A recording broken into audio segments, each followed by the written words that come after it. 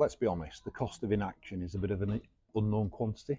It's difficult to quantify, but if you don't do something, you stand still and potentially roll backwards.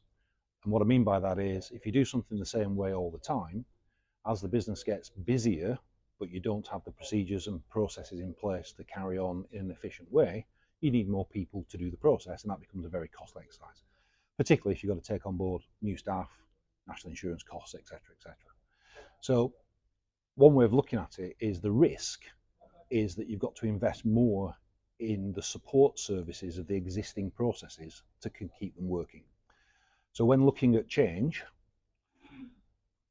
one way of mitigating that risk is to actually take small pieces of change rather than biting the elephant. Let's take quantifiable, prioritized chunks and deal with them one at a time. If you take a finance leader or FD or chief financial officer, they're embroiled in the day-to-day stuff.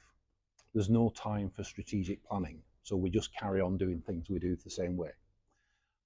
Whereas we get to month end, and month end takes a number of hours, a number of days, and there's no time to think how we could do that differently. So by just taking a small example of something like the month end process, how can we make that better, deal with it, and then move on to the next priority? And that way you de-risk the change because you're not changing the whole thing in one go.